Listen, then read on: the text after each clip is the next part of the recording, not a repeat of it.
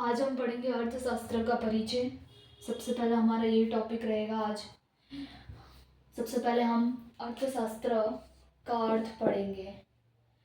तो अर्थशास्त्र का अर्थ होता है धन का अध्ययन करना। अर्थ का मतलब होता है धन और शास्त्र का मतलब होता है अध्ययन करना। अर्थशास्त्र का जनक, अर्थशास्त्र का जो जनक है मैंने यहाँ दे रखा है, इंग्लिश में भी और हिंदी में एडम स्मिथ को माना जाता है। एडम स्मिथ ने एक अर्थशास्त्र पर पुस्तक लिखी थी, द वेल्थ ऑफ नेशन 1776 में लिखी थी। एडम स्मिथ ने अर्थशास्त्र को धन का विज्ञान कहा है। तो ऐसे भी तुम्हारे प्रश्न बन सकते हैं कि अर्थशास्त्र को धन का विज्ञान किसने कहा है, तो ये होगा एडम स्मिथ। ऐसा प्रश्न मैं जो कह रही हूँ वो लिखते जाना और नोट करते जाना। अर्थशास्त्र के दो प्रकार है, वो है व्यष्टि अर्थशास्त्र जिसको माइक्रो इकोनॉमी कहते हैं और दूसरा है समष्टि अर्थशास्त्र जिसको मैक्रो इकोनॉमी कहते हैं। फिर हम चलते हैं व्यष्टि अर्थशास्त्र के अर्थ को समझने। तो अर्थ जो है वो है सूक्ष्म। व्यष्टि अर्थशास्त्र का जो अर्थ है वो सूक्ष्म कहते हैं। सूक्ष्म का तो होता है सबसे छोटा। और व्यष्टि अर्थशास्त्र का जो जनक है वो अल्फ्रेड मार्शल को कहा जाता है। अल्फ्रेड मार्शल को कहा जाता है, नोट करते जाना।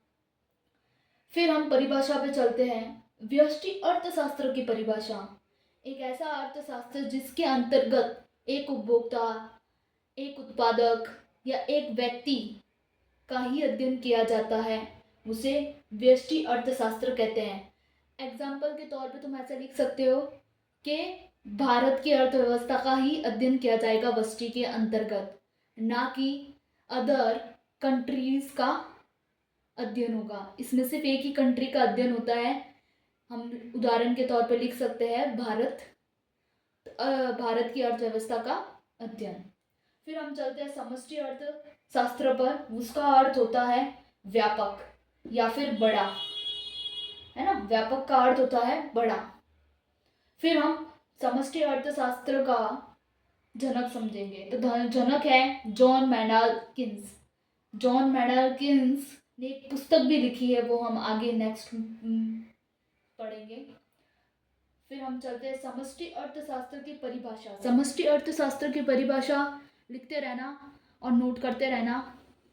परिभाषा एक ऐसा अर्थशास्त्र जिसके अंतर्गत संपूर्ण उपभोक्ता, उत्पादक का अध्ययन किया जाता है, उसे समष्टि अर्थशास्त्र कहते हैं।